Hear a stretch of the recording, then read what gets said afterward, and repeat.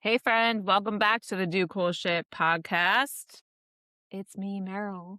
And today we're going to talk about a really important concept that I keep coming back to over and over again with my clients and honestly with myself. We're talking about the floor and the ceiling. We're talking about the minimal effective dose.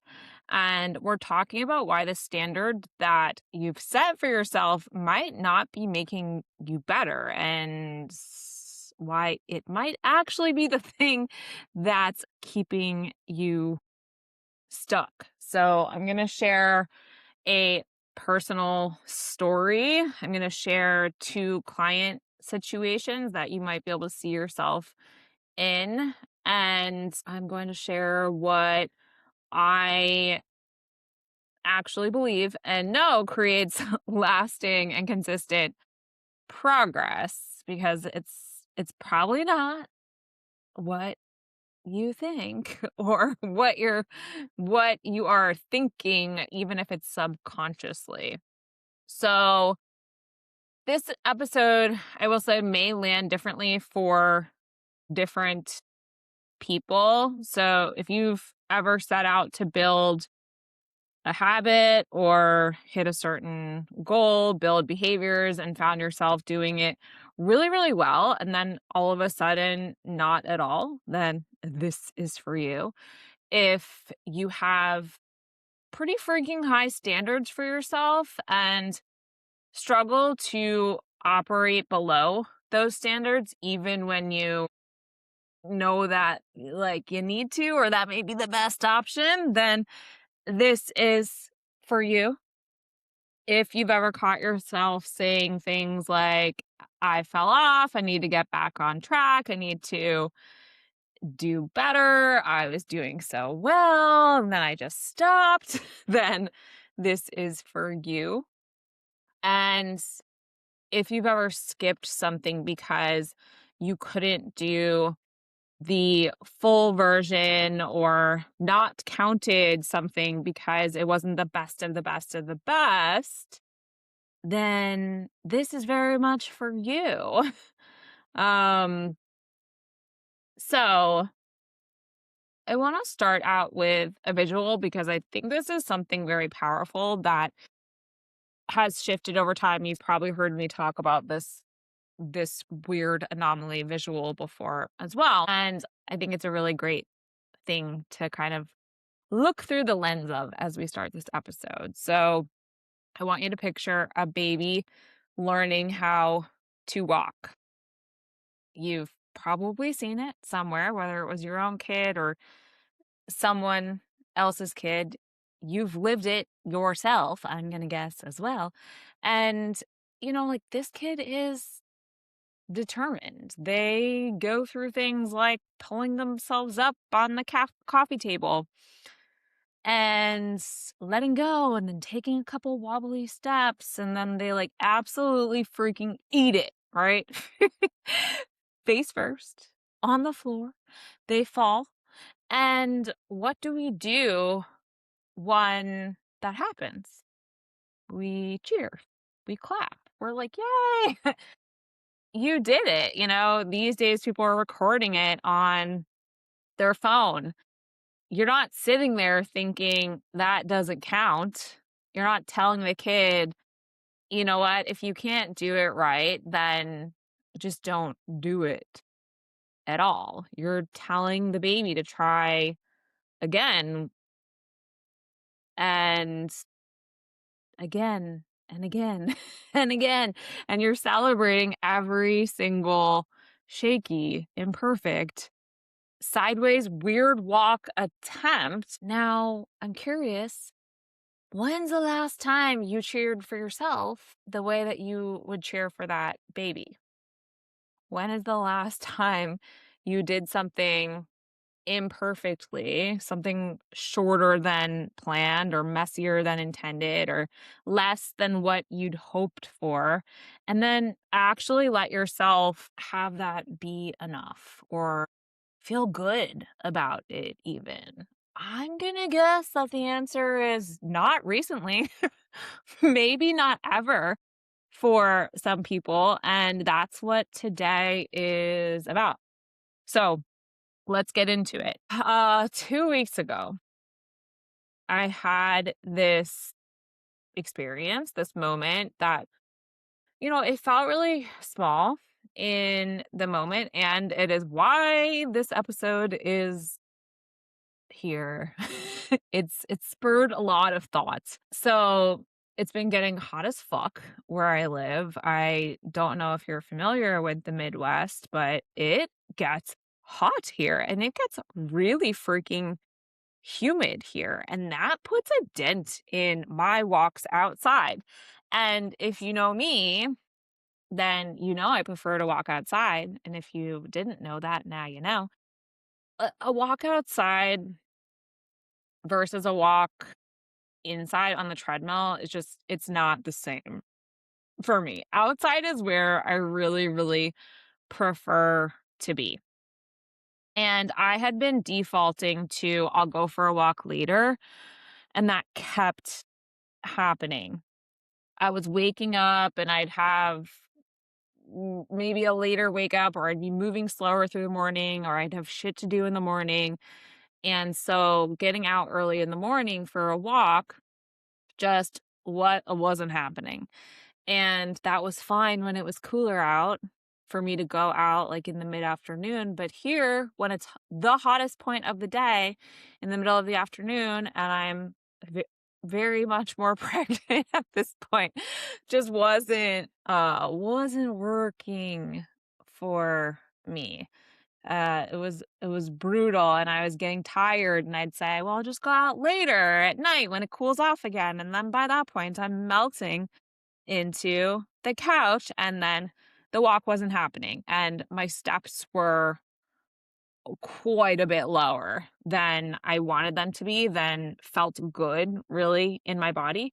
So, I made a decision and I said to myself, if I want to keep being outside walking and if I want to increase my steps and I want outside to be part of that, then I need to do it in the morning and I need to do it, on the earlier side, like before the heat completely takes over and before my energy starts to like drop. Because honestly, these days I just cannot expect that I'm going to have the same amount of push that I was able to have before being pregnant and probably in the future later.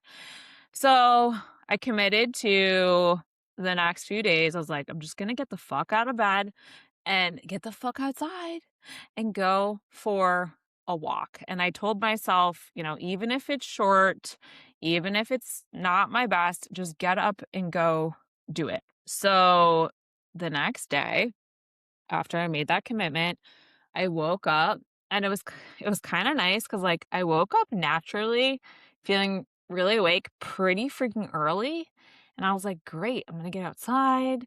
I'm just going to get up." I got outside by 6 a.m. It was already so freaking hot out. And I started to walk. I usually do a loop, which is it's around a block and then into this longer loop and then around the same block again. And I did the block and I started to go for the longer loop and my hip started bothering me, or my hip or my glute area. And that was something that doesn't usually happen. And I was like, what the fuck? And I like kind of kept going for a bit. And then I realized this probably isn't smart to keep walking right now and push through this this discomfort that I'm having because it was verging on a level of pain. It didn't feel correct to push through it. I tried, it didn't feel better. And so I decided to cut that walk short. And when I got home, Josh had asked me how my walk was. And I was like, "Oh, it's fine." And he said, "Just fine?" I'm like, "Yeah, it was really hot. My hip started hurting. I cut it short. And then I took a moment and I was like, but I did it. And as that last part left my mouth, something kind of shifted. Something like settled in me because what was happening beneath that conversation, like my first instinct was disappointment. And I'm like, even with me just saying I'm going to go for the walk, I still had these expectations. And that was not my best walk. It was shorter than what my usual walk is. My body didn't feel great. The weather wasn't great. I had all these data points that stacked up to kind of tell me that the walk was like a failure or a fail. And then I caught myself doing something that I talk about with my clients all the time. And so I paused even further and recognized the truth in here and the other evidence in here. I said I was going to do it. I did it. I followed through on the commitment that I made to myself.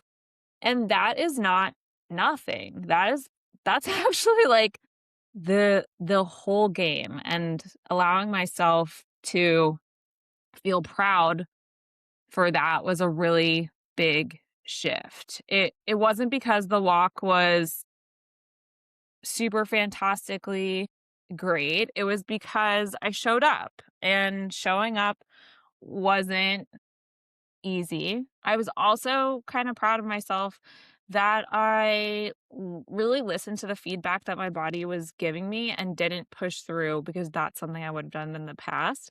And it probably wouldn't have worked out for me that well.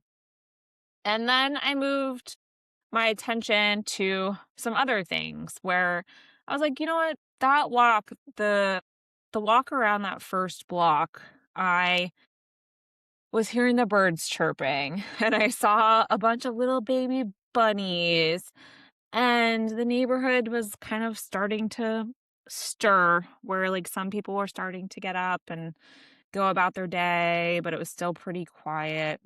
And I remember feeling like, yes, this is what I love. This is why I like walking outside. And so, you know what? It wasn't a bad walk. It was a short, imperfect, kind of uncomfortable walk, and it still counted. It absolutely counted. And I share this because I think we're so accustomed to grading ourselves against the ceiling that we create for ourselves that we completely ignore the floor. And the floor, showing up, doing the thing, even imperfectly, maintaining the thread of consistency, even when the execution isn't pretty. The floor is where everything is actually built. And this brings me to the thing I want to talk about most today. I want to introduce you to the framework that I use in my coaching, that I've used for myself, that's called the floor and the ceiling. Your ceiling is what you're capable of on your best day. It's your highest output, your most optimal performance, the day where everything aligns and you slept great and your stress is lower and your motivation is high and like you absolutely freaking crush it. You hit your macros spot on. You get 10,000 steps in, you crush your gym day, you get everything done, blah, blah, blah. The ceiling is real. It totally exists and it matters.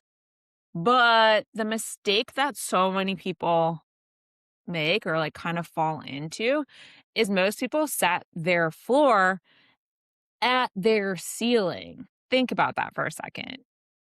You decide what consistency looks like and you base it on your best day.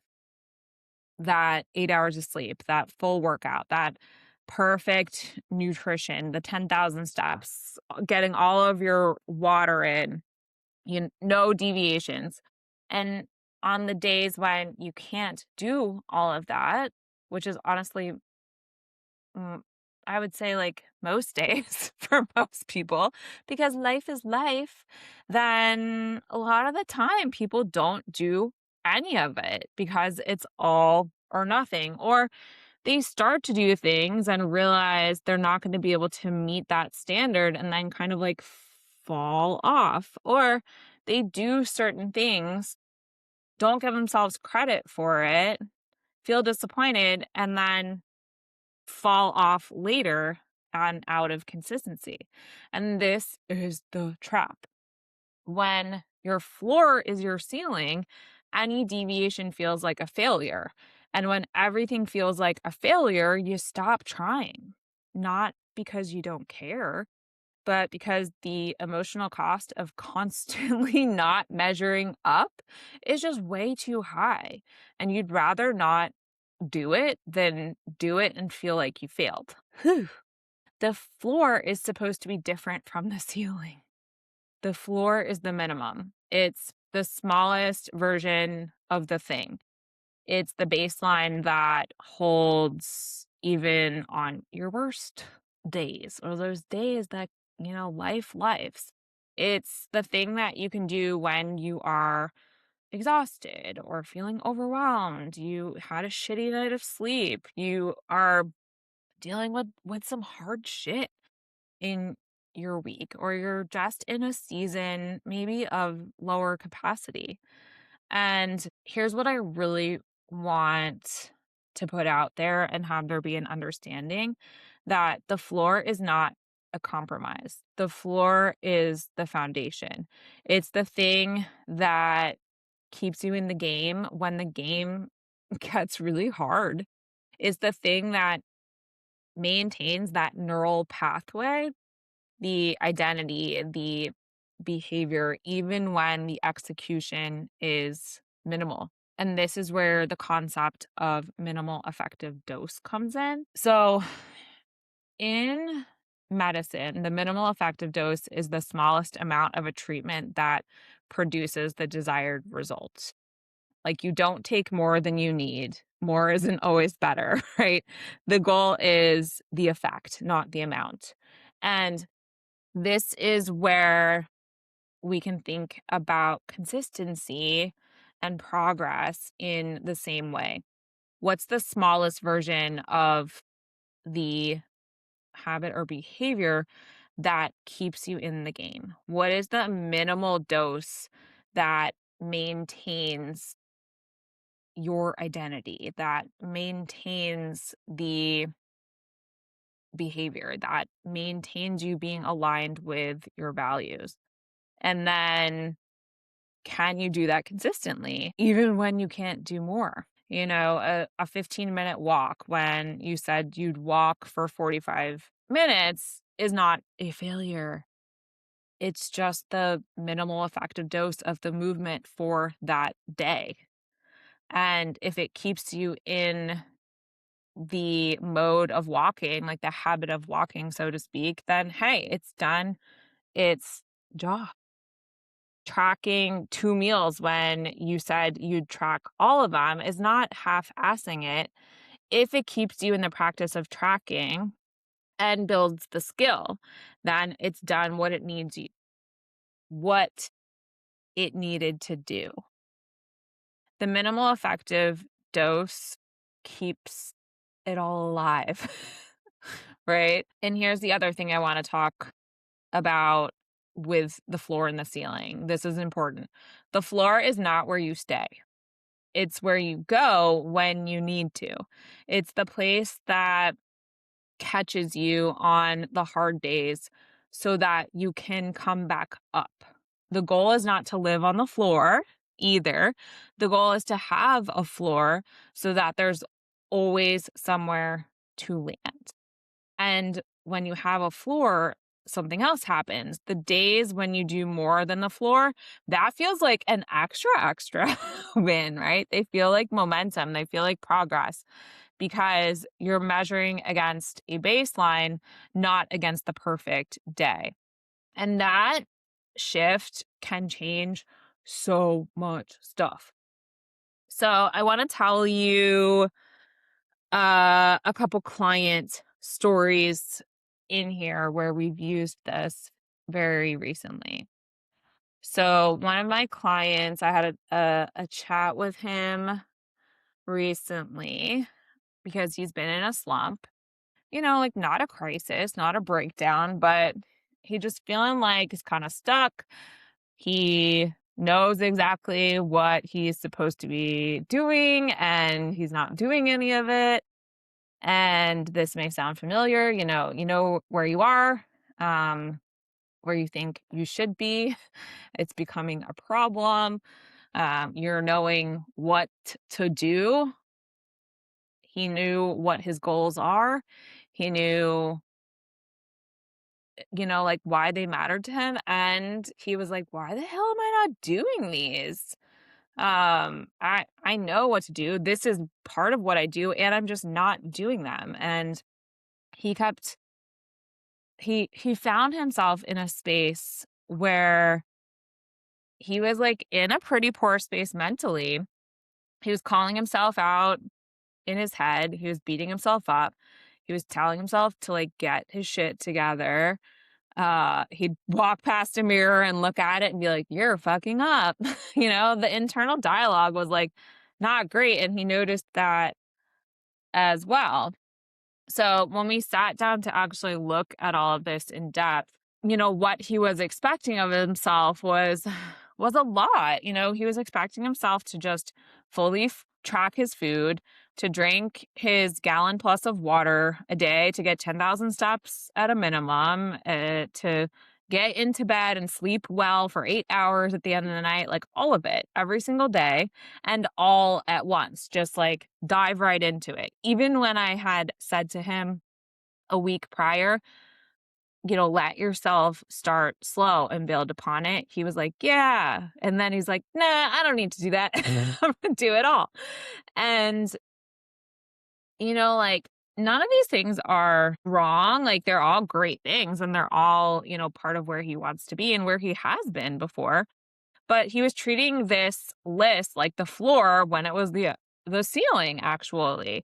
And because he couldn't do all of it consistently, he was doing none of it and feeling pretty terrible about that. The gap between the expectation and the reality was so big that it became like demoralizing. And demoralization does not lead to action, it leads to more being stuck. So we kind of set a floor for him right now. We set 2 to 3 very simple, very specific focal points, things that were achievable, like almost to the point where like he couldn't fail. And the interesting thing here is he kept trying to make them bigger. Like I said, hey, what if you just started in tracking breakfast? And he was like, well, I'll just track my full meals. And I was like, okay, but you notice how you're trying to make things bigger and you're doing the same shit. Um, so we went around this a few times and he was like, yeah, but that feels too easy. Like it wasn't enough. He wasn't setting the bar high enough or where he had been consistently or where he wants to be consistently. Like he wasn't taking it seriously enough. And this is something I'm going to pause on for a second because this is the exact thought pattern that like had him stuck in the first place. The bar that felt too easy was also the bar that he hadn't been clearing, right? I was like, yeah, but these easy things that you're saying in your head, like you're not doing them right now, right? So let's set the bar at an easy point and let you build upon them, So we finally landed on like 2 things, and with tracking, the one of them with tracking was tracking 2 meals. And that gave him a bigger target. It wasn't so specific as far as like he wanted to say track my morning meals. And I'm like, okay, but what happens if you get into a point later in the day and you hadn't tracked the morning meals and you forget? And like, what's going to happen then? So, tracking 2 meals where meal one for him, pretty darn consistent. That's pretty simple thing to track. And then when you're going through the day, you have many more opportunities to track a another meal in there. And the big thing also in here was that he had permission to do more than that. I was like, "You know what? If like you go on a roll," and my dog is coughing behind me. If you go on a roll and you get full tracking on that day, cool. Awesome. And also, your goal for this next week is still only tracking 2 meals. So don't go into the expectation if you have a day of full tracking that that's your new goal. You can always do more. Great. Awesome. Give yourself credit for sure for that. And also give yourself credit if you are meeting these bare minimum goals as well, because this does 2 things. It gives him something to succeed at. It gives him a target that he could actually hit, and it gives him the experience of following through, which then that creates momentum. It creates evidence that he was capable of doing what he said he was going to do. You know, the floor didn't lower his standards. The floor gave him a place to stand. And then the other thing is that it allowed him to work with his actual current capacity, because capacity is real and it changes. We don't always have the same amount. And a system that only works when you're at, like, when you have a large, large, large capacity isn't a system. And it's not something that you can sustain like every single day. One more thing that I think is valuable to talk about in this situation before I move on into the next client story is the self talk. Because when he was in a slump and he was telling himself he was fucking up, then, and that's like quite literally the phrase he used, then I totally get it. There's a version of that where that can feel motivating, and where that harshness is supposed to be, like kind of a jolt and a push. And also, a lot of the time, what it does for many people is it keeps them in a shame spiral, and it makes the gap between where you are and where you want to be feel even bigger. You really don't build consistency from shame, at least long-term consistency. Momentum is what builds that, and momentum comes from wins, even the small ones, I would say, especially the small ones when we let them compound. So when we lower the bar to something that he can actually clear, he can lower the barrier of entry and like actually get in, then I fully suspect the self-talk is going to change, because now he's going to have evidence that he's doing it. And the evidence really changes the story. The second client case or study that I want to talk about, so she came to me with something that looked a little bit different on the surface, but it really not very different at the root. So she's been working on tracking her food, and she committed to tracking her food for awareness, just tracking her food fully for awareness, to understand what she was eating, to get data, to build the skill. Like that was the plan. But she wasn't doing it consistently. And when we got into the why, she had said that even with the tracking, like she was still tracking with the expectation of hitting her targets. So what we uncovered was, okay, so it really wasn't just tracking for awareness. It was tracking with these set targets in mind, expectation that she's going to hit the targets spot on. And that was a really, really big eye opener. here because when we got into this, we could see that she kind of knew that when she tracked, she was going to see certain things. And if she wasn't going to hit her macro targets, then that was like a really hard thing to kind of wrap her brain around. So then she didn't track because then she didn't actually have to face it. Even when subconsciously she kind of knew certain foods what they were and, where that wasn't gonna necessarily add up. So the thing to notice about here is the tracking itself wasn't the problem. The data wasn't even the problem. The problem was the expectation underneath the tracking. The expectation that she should already be hitting her targets. And that if she was doing it right, then the numbers would be where they needed to be. And since they weren't, tracking just became something like a way to document her doing things wrong. And she was holding herself to this ceiling when she hadn't really built the floor yet. So we talked about a few things here. First was letting go of the expectation that she should be further along at this point. And this is a really freaking hard one. Um, because she mentioned that if she had started tracking consistently sooner, that she would be further along at this point, and, like, this would be easier for her to do. And you know what? Like, I'm not gonna argue with that. That is probably true. But the other thing in there is that it's not helpful at this point, right? It doesn't get her into a better place in moving forward. It doesn't help her get better at it from where she is right now. And carrying around that weight is freaking heavy, right? She doesn't need that. So meeting herself where she is. Where you are is where you are. You can only build from here. Second, we talked about practicing doing something imperfectly.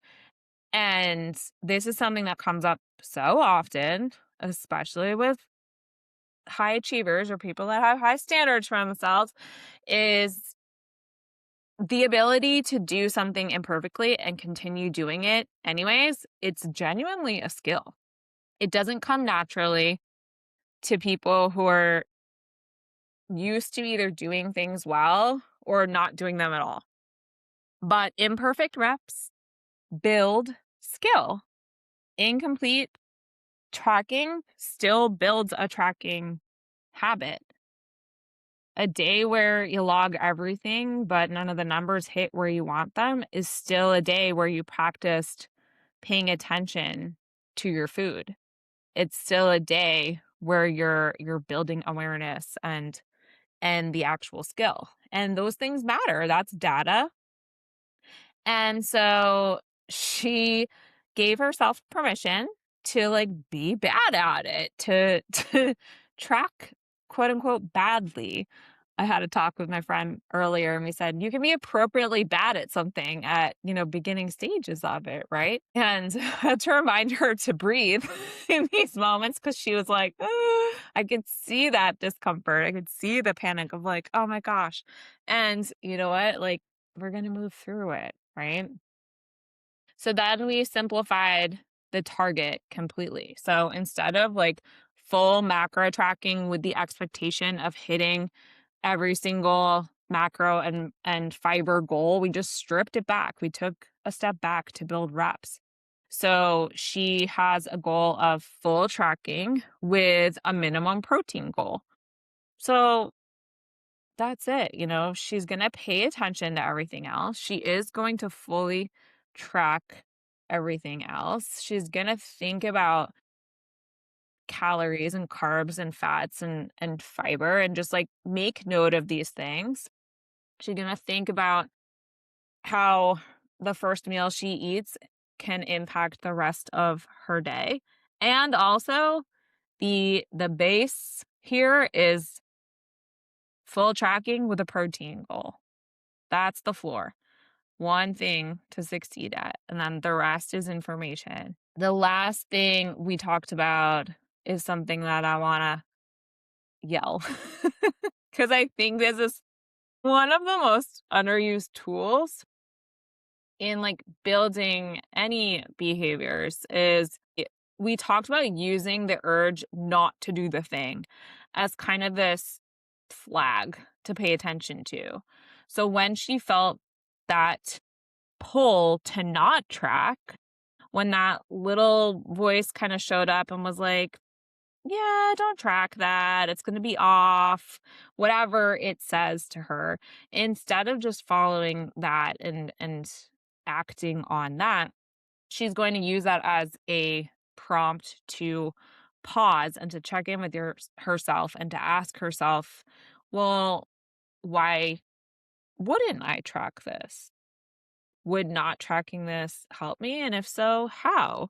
Where might this be coming from? What am I actually feeling right now?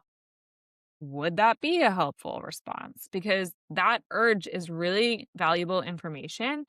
It's telling you something about where your resistance lives.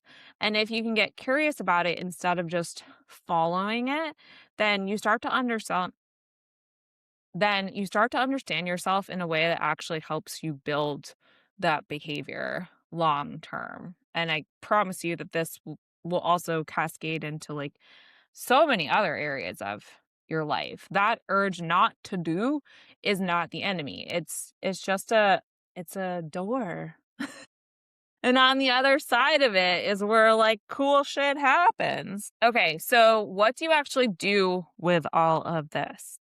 I want to give you some concrete things to take away from this episode. The first thing is to identify your ceiling.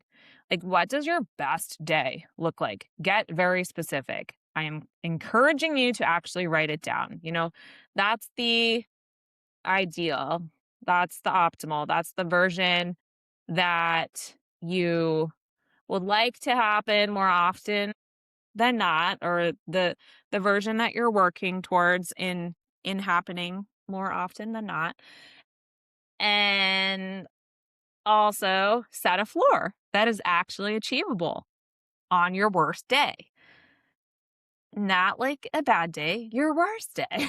The day when everything is hard, when you're running on fumes. What's the smallest version that you can do on your day? That's your floor. When you write it down, you're probably going to have to edit it even further down. But get specific in here and let it be low. Let yourself lower the barrier. When you're setting the floor, watch for the urge to make it bigger. If you feel like the floor is too easy, ask yourself if you're consistently doing it now. And if the answer is no, then it's not too easy. It's the right level for you. The third thing here is give yourself permission to do more. The floor is not a ceiling, it's the baseline. On the days where you have more capacity, then you can always go further.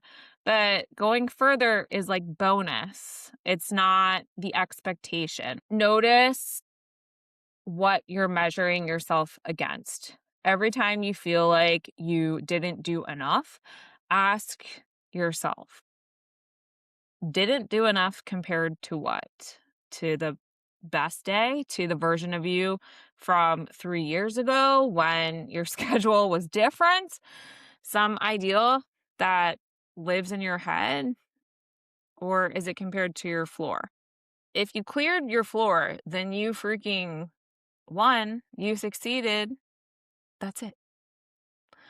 And finally, allow yourself to give yourself the win. This is the one that I see people skip so much of the time. I've been tempted to skip it myself recently and have so many times in the past. And it's the one that really, really matters. When you do the imperfect thing, the shorter walk, the simplified tracking, the minimal version, let yourself be okay with it. Maybe even feel good about it. Neutral is fine. But, like, don't be like, "Oh, I guess that it counts." Like, acknowledge it. I did what I said I was going to do. That means something. Remember, the baby doesn't walk by being told that their steps don't count. They walk because they get celebrated and encouraged. So celebrate your wobbly steps, friends. So if any of this landed, if you heard yourself in one of these stories, or if the floor and the ceiling concept really like clicks for you in a way that feels useful, then I'd love to know. Send me a message, reach out, tell me what you're applying, tell me what your floor is. If you want to go through it together, I'm here for it.